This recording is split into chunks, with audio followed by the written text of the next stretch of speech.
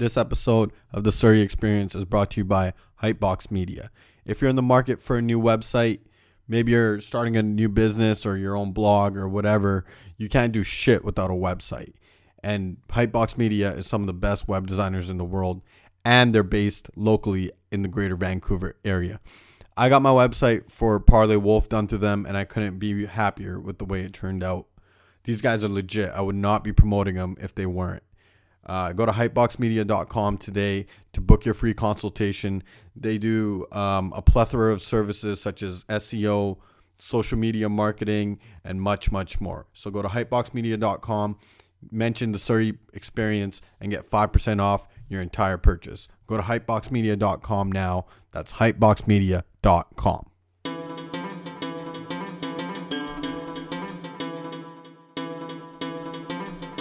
Welcome to the Surrey Experience.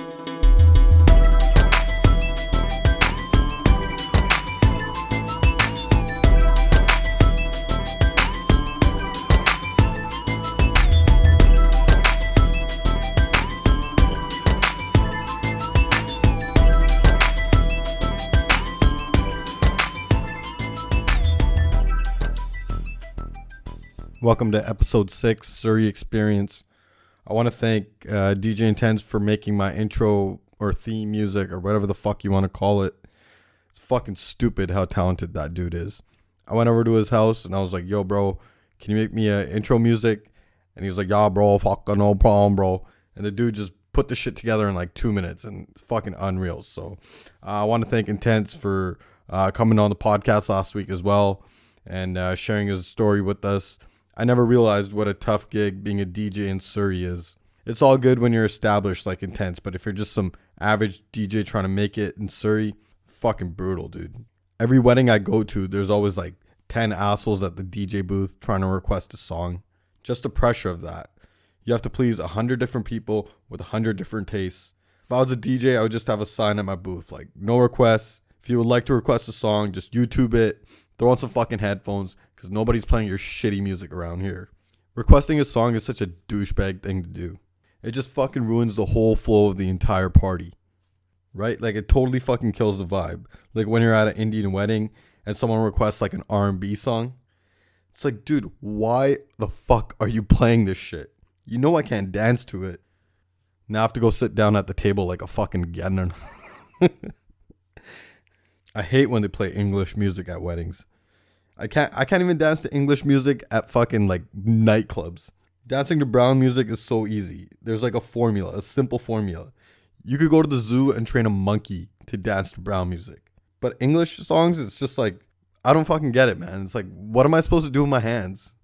Am I supposed to bend my knees? Like, dude, I don't fucking know what the fuck to do. If you're dancing with a chick, that's easy to pull off. But if you're dancing with a group of guys to like English music, I don't know. It just seems kind of gay. Surrey guys would never do that shit. The only time you'll see a real Surrey guy on the dance floor at a club is if he's like grinding some bird. You'll never see a group of Surrey guys on the dance floor like dancing to house music.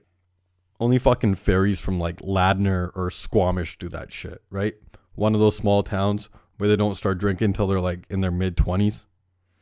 I wish I could do that. Just go to a club and dance in a circle with all my boys. Anytime I go to a club, I just stand at the bar and I drink myself stupid, right? Then I wake up the next day, hungover as shit, and I'm like $300-400 in the hole. These fucking queers from Ladner probably only spend like $40 the entire night when they go clubbing. Well, technically, we stand at the bar and buy each other drinks, which is kind of gay too if you think about it. But yeah, man, I got a newfound respect for DJs, man, especially in Surrey. I went to a wedding a few years back, and it was like 2 a.m. and this DJ refused to play any more music. Like, it was 2:30. The guy wanted to fucking go home, and rightly so, right? And I'll never forget it. This dude just walked up to him and he just punched him in the face. His little fucking headset came off and everything. I still think about that DJ to this day. Like, whatever happened to him? Did he retire from DJing, or is he still out there like spinning records? Dude, I'm Surrey to the gills, and even that shit was too Surrey for me. Fucking tough gig, man. Even chicks start heckling you when you're a DJ, right?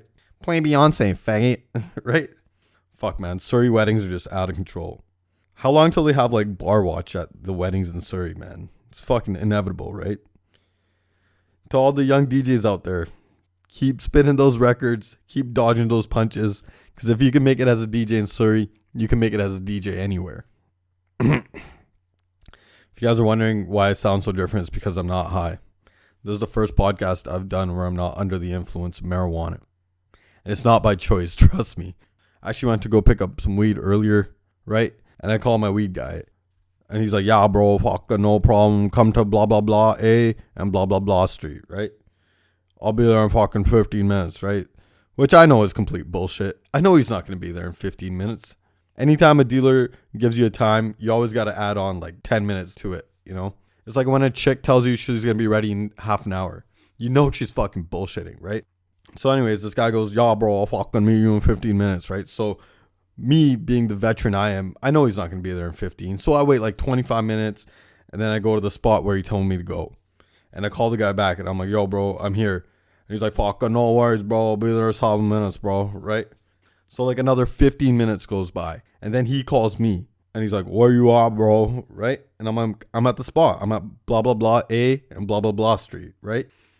And the dude goes, bro, I fucking told you to come to blah, blah, blah and blah, blah, blah A street. What the fuck, bro? How hard is it to remember directions? And I was like, dude, you've been selling me weed for the last 8 years. You know I don't have the best short-term memory, right? This fucking asshole, dude. I was like, you know what? Fuck you, man. I don't need you or your shitty ass weed. And that's why I'm sober right now, so. Oh, dude, I can't stand the fucking weed dealers down here, man. They're just so full of shit. Just be honest with me. Be straight up. I just hate being lied to, man, right? Just tell me straight up. Be like, hey, listen, I'm busy. I'll meet up with you in 45 minutes. I'd be like, dude, cool, no problem, right? Just be honest. Just be like, listen, bro, I'm really stressed out right now. I have to go home and rub one out, and then I'll come give you your weed. I'd be like, bro, no problem. I get it. It's a stressful job. Take your time. Call me in an hour. No worries. Fuck, I swear to God, man, these weed dealers have no customer service skills. The prerequisite from becoming a weed dealer should be like, you have to have minimum 1 year experience working in like a call center or some shit. Just a little, hey, how's it going? I like your shirt. Have a great afternoon, right? I'm not asking for much here. If they just applied some of these simple customer service skills, their business would skyrocket. This is why they're all getting replaced by dispensaries. Maybe I should start going to a dispensary, right? You know what it is? I'm too old school. I like to keep my money on the streets, right? Keep my money in Surrey. I wonder if there's a weed dispensary in Surrey. I should fucking Google that.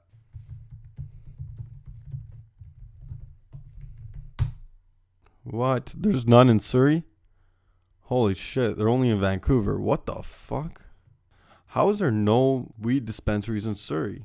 Maple Ridge, West Hastings, Kensington. Wow. How the fuck is there no dispensaries in Surrey? Someone call like Sook Dollywall, you know? You know how much money their dispensary in Surrey would make? It'd be fucking stupid. Look at Denver, Colorado. Did you know in Denver, they made more money off of taxes from marijuana than they did in alcohol? It's only inevitable, right? They're going to have dispensaries in Surrey soon enough.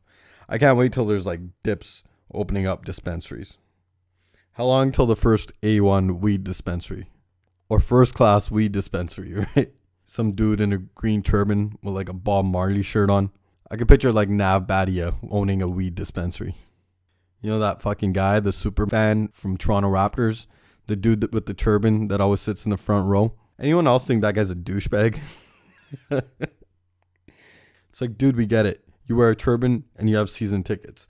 Would you sit the fuck down already? The guy behind you can't see the fucking game. That's nothing against Nav Badia. That's just me being a bitter Vancouver Grizzlies fan. I was a diehard Vancouver Grizzlies fan. Remember that shit? Sharif Abdur-Rahim, Mike Bibby, right? Bryant Reeves, remember him? We signed him to like a $60 million contract, and he turned out to be the biggest flop ever. $60 million. Only Vancouver would offer a white guy a $60 million contract. We should have had a fucking riot that day. That one transaction ruined the entire franchise. The Grizzlies never recovered from that shit. Grizzlies were like one of the shittiest sports franchise ever. I should pull up their record. Hold on.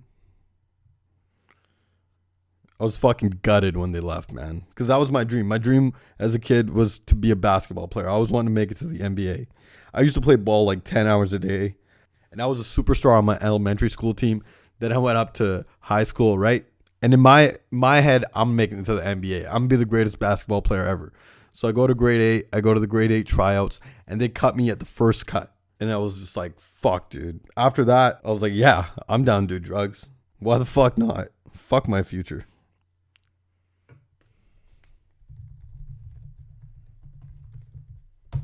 Here it is. The Vancouver Grizzlies were a Canadian professional basketball team based in Vancouver, British Columbia. They were part of the Midwest Division of the Western Conference. The team was established in 95 along with the Raptors as part of NBA's expansion into Canada. Following the 2000-2001 season, the team relocated to Memphis, Tennessee. Wow. Like most expansion teams, oh, here it is. Like most expansion teams, the Grizzlies struggled in their early years. The team finished last in the division in 5 of its seasons and never managed to win more than 30% of its games. Wow. In total, the team won 101 games and lost 359. Never, ever qualified for the NBA playoffs. The 2 expansion teams were denied early draft picks and blah, blah, blah. Grizzlies secured Sharif Abdul-Rahim. The team continued to lose games despite high draft picks. After they selected Steve Francis as the second pick, he refused to play in Vancouver and was traded away. Oh, I remember that. Stevie Franchise. Remember him? The Grizzlies selected him second overall, and he was like, you know what? Fuck Vancouver. I'm not moving there. I demand a trade. Right? Take that, Vancouver, you fucking snobby assholes. This poor black kid who grew up in the ghettos, in the slums of America, refused to move to your shitty ass city. This kid from the projects, raised by a single mom, barely had food on the table, saw fucking killings every day, saw the most poverty, the most fucked up shit in America, refused to move to your shit ass, bum ass city. You fucking snobby assholes. And you have the gall to shit on Surrey. Go fuck yourself. I bet if it was the Surrey Grizzlies, Steve Francis would have played here. That's a fact.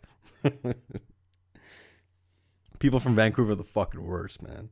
They walk around like their shit don't stink.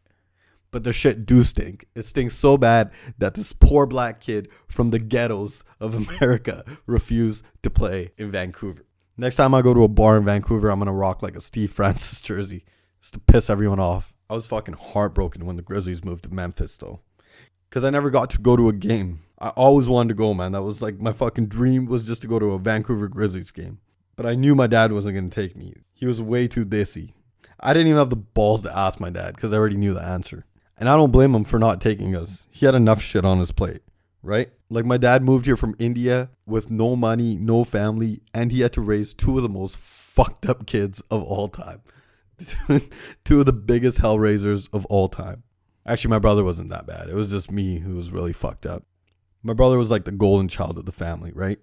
And the only reason he was the golden child is because he could build shit. When any one of my relatives bought something that needed assembling, they would call my brother, right? And my brother would be like 10 years old, and he'd be in the living room making their fucking like TV stand or their fucking crib or fucking bedroom suite, whatever the fuck they bought that needed assembling. My brother would come at 10 years old and he would make that shit. And my entire family would be in awe, right? And I'd be like in the backyard fighting the kid who lives in the basement, right? True story. I swear, just for having that one talent of being able to follow directions, that made him a rock star in my family. Everyone thought he was like a wizard when we were growing up, just because he could build shit at a young age. He'd have like the little pencil in his ear. Fucking, I swear to God, dude, he was like a child prodigy. I'll give it to him though. He made some crazy, complex shit. He put together some crazy shit. Shit I couldn't put together to this day. And there was no YouTube videos. There was no how-tos. He would just bang it out somehow. I don't know how the fuck he did it. Fucking coat racks, trampolines, you name it. He could build it. My brother would have made an awesome cabinet guy. The guidance counselor fucked up on that one. If my brother owned and operated a successful cabinet business, my family would have lost their shit. He would have been like the greatest success story in my family's entire lineage. They would have wrote books about the motherfucker.